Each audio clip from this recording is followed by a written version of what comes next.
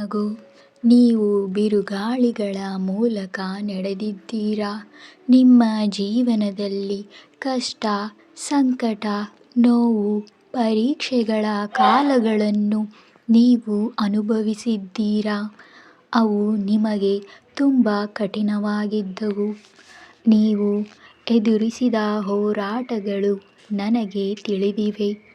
ನೀವು ಒಬ್ಬರೇ ಹೋರಾಡಿದಂತೆ ಅನಿಸಬಹುದು, ಆದರೆ ನನ್ನ ಶಕ್ತಿ ನಿಮ್ಮ ಎಲ್ಲ ನೋವು ಮತ್ತು ಕಷ್ಟಗಳು ಗೊತ್ತಿವೆ. ಶಾಂತಿ ಎಂದಿಗೂ ಮರಳುವುದಿಲ್ಲ ಎಂದು ನೀವು ಭಯಪಟ್ಟಿದ್ದೀರಾ. ಕಷ್ಟಗಳ ಮಧ್ಯೆ ಮನಸ್ಸು ಒಂದು ಹಂತದಲ್ಲಿ ಶಾಂತಿ, ನೆಮ್ಮದಿ ಮತ್ತು ನಿಮ್ಮ ಜೀವನಕ್ಕೆ ಮರಳಿ ಬರುವುದಿಲ್ಲ ಎಂಬ ಭಯಕ್ಕೆ ಒಳಗಾಗಿರಬಹುದು. ಆದರೆ ಈಗ ಸಾಮರಸ್ಯವು ನಿಧಾನವಾಗಿ ನಿಮ್ಮ ಜೀವನವನ್ನು ಪ್ರವೇಶಿಸುತ್ತಿದೆ. ಭೂಮಿಯನ್ನು ಗುಣಪಡಿಸುವ ನೀರಿನ ಸೌಮ್ಯ ಹರಿವಿನಂತೆ. ಈಗ ನನ್ನ ಅನುಗ್ರಹದಿಂದ ನಿಮ್ಮ ಜೀವನದಲ್ಲಿ ಸಮಾಧಾನ, ಶಾಂತಿ, ನೆಮ್ಮದಿ ಮತ್ತೆ ಬರತೊಡಗಿದೆ.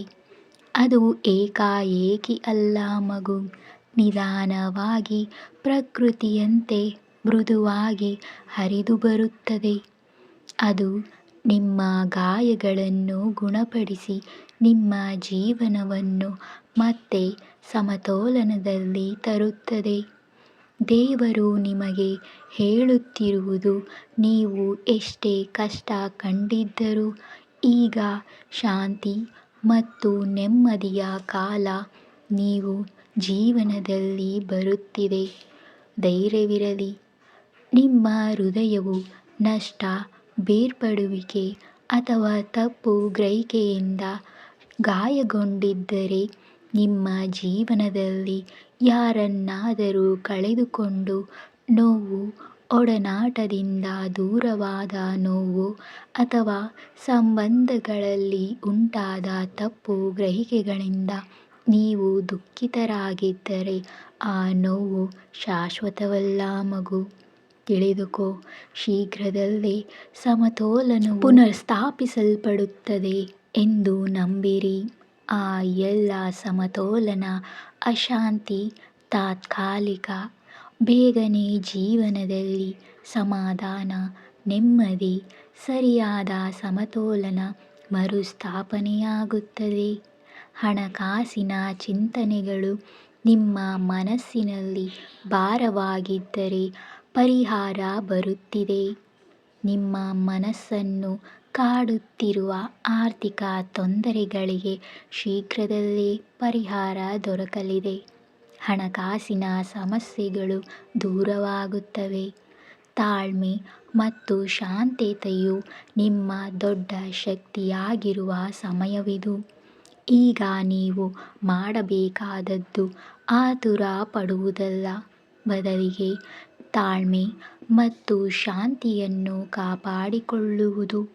ಏಕೆಂದರೆ ಇವುಗಳು ನಿಮ್ಮನ್ನು ದೈವಿ ಪರಿಹಾರದ ಕಡೆಗೆ ಕೊಂಡೊಯ್ಯುವ ಶಕ್ತಿಗಳಾಗಿವೆ. ಹಾಗಾಗಿ ನೀವು ಎದುರಿಸುತ್ತಿರುವ ಹೃದಯದ ನೋವು, ತಪ್ಪು ಗ್ರಹಿಕೆ, ಹಣಕಾಸಿನ ಕಷ್ಟಗಳು ಎಲ್ಲವೂ ತಾತ್ಕಾಲಿಕ. ಬೇಗನೆ ಸಮತೋಲನ ಬರುತ್ತದೆ. ಈಗ ತಾಳ್ಮೆಯಿಂದ ಇರಿ, ಶಾಂತವಾಗಿ ಇರಿ, ಏಕೆಂದರೆ ಇದೇ ನಿಮ್ಮ ಬಲವಾಗಿದೆ. ನಿಮ್ಮ ಸುತ್ತಲಿನ ಪ್ರಪಂಚದಿಂದ ಆತುರ ಪಡಬೇಡಿ. ಇತರರ ವೇಗ, ಸಾಧನೆ, ಒತ್ತಡ ನೋಡಿ ಆತುರ ಪಡುವ ಅಗತ್ಯವಿಲ್ಲ. ಪ್ರತಿಯೊಬ್ಬರಿಗೂ ತಮ್ಮದೇ ಆದ ಸಮಯ ಮತ್ತು ದೈವಿ ಯೋಜನೆ ಇದೆ. ನಿಧಾನವಾಗಿ ಉಸಿರಾಡಿ ಮತ್ತು ನಿಮ್ಮ ಯೋಗಕ್ಷೇಮಕ್ಕಾಗಿ ನಾನು ಸದ್ದಿಲ್ಲದೆ ಕೆಲಸ ಮಾಡುತ್ತೇನೆ. ನೀವು ಶಾಂತವಾಗಿರಿ. ನನ್ನ ದೈವಿಕ ಶಕ್ತಿಯು ನಿಮ್ಮ ಜೀವನವನ್ನು ಸುಧಾರಿಸಲು, ಕಷ್ಟಗಳನ್ನು ಸರಿಪಡಿಸಲು ಮೌನವಾಗಿ ಕೆಲಸ ಮಾಡುತ್ತಿದೆ. ನೀವು ಅದನ್ನು ಕಾಣದೇ ಇದ್ದರೂ ಅದು ನಡೆಯುತ್ತದೆ. ಸಂಬಂಧಗಳು ಮೃದುವಾಗುತ್ತವೆ. ಈಗಿನ ತಪ್ಪು ಗ್ರಹಿಕೆಗಳು, ಕಲಹಗಳು ಅಥವಾ ಅಸಮಾಧಾನ ಸಂಬಂಧಗಳಲ್ಲಿ ನಿಧಾನವಾಗಿ ಮಾಯವಾಗಿ ಬಾಂಧವ್ಯಗಳು ಸುಧಾರಿಸುತ್ತವೆ. ಆರೋಗ್ಯ ಸುಧಾರಿಸುತ್ತದೆ. ನೀವು ಅಥವಾ ನಿಮ್ಮ ಕುಟುಂಬದವರು ಎದುರಿಸುತ್ತಿರುವ ಆರೋಗ್ಯ ಸಮಸ್ಯೆಗಳು ನಿಧಾನವಾಗಿ ಚೇತರಿಸಿಕೊಳ್ಳಲಿದೆ. ದೇಹ ಮನಸ್ಸು ಸಮತೋಲನಕ್ಕೆ ಬರುತ್ತದೆ. ಸ್ಥಿರತೆ ಮರಳುತ್ತದೆ ಮಗು. ಹಣಕಾಸು, ಕೆಲಸ, ಮನಸ್ಥಿತಿ ಎಲ್ಲವೂ ಅಲುಗಾಡಿದಂತಿದ್ದರೂ ಶೀಘ್ರದಲ್ಲೇ ಸ್ಥಿರವಾಗುತ್ತದೆ. ಆದರೆ ನೀವು ಈ ಹಾದಿಯಲ್ಲಿ ತಾಳ್ಮೆ ಮತ್ತು ನಂಬಿಕೆಯಿಂದ ನಡೆಯಬೇಕು. ನೀವು ಮಾಡಬೇಕಾದದ್ದು ತಾಳ್ಮೆಯಿಂದ, ನಂಬಿಕೆಯಿಂದ, ಆತುರವಿಲ್ಲದೆ ಸಾಗುವುದು. ದೈವಿಕ ಶಕ್ತಿ ಯೋಜನೆಗೆ ಬಗ್ಗೆ ವಿಶ್ವಾಸವಿರಲಿ. ನೀವು ಚಿಂತಿಸಬೇಕಾಗಿಲ್ಲ. ನಾನು ನಿಮಗಾಗಿ ಕೆಲಸ ಮಾಡುತ್ತಿದ್ದೇನೆ. ನಿಮ್ಮ ಜೀವನದಲ್ಲಿ ಎಲ್ಲವನ್ನೂ ಸರಿಯಾಗಿ ತರುವ ಕೆಲಸವನ್ನು ಮಾಡುತ್ತಿದ್ದೇನೆ. ಅತಿಯಾದ ಭಯ, ಅತಿಯಾದ ಆತುರ, ಅತಿಯಾದ ಚಿಂತೆ ಎಲ್ಲವೂ ನಿನ್ನ ಚೈತನ್ಯವನ್ನು ಕೆಡಿಸುತ್ತವೆ. ಯಾವ ವಿಷಯದಲ್ಲಾದರೂ ಅತಿಯಾಗುವುದು ಅಂದರೆ ಭಯ, ಚಿಂತೆ, ಆತುರ ನಿನ್ನ ಮನಸ್ಸಿನ ಶಕ್ತಿ, ಆಂತರಿಕ ಶಕ್ತಿ, ಜೀವನದ ಸಮತೋಲನವನ್ನು ಹಾಳು ಮಾಡುತ್ತದೆ. ಮಗು, ಬಿಟ್ಟುಬಿಡು ಮತ್ತು ನನ್ನ ರಕ್ಷಣೆಯಲ್ಲಿ ವಿಶ್ರಾಂತಿ ಪಡೆ. ನಾನು ನಿನಗೆ ಹೇಳುತ್ತಿರುವುದೇ, ನೀನು ಎಲ್ಲವನ್ನೂ ನಿನ್ನಿಂದಲೇ ನಿಯಂತ್ರಿಸಲು ಪ್ರಯತ್ನಿಸಬೇಡ.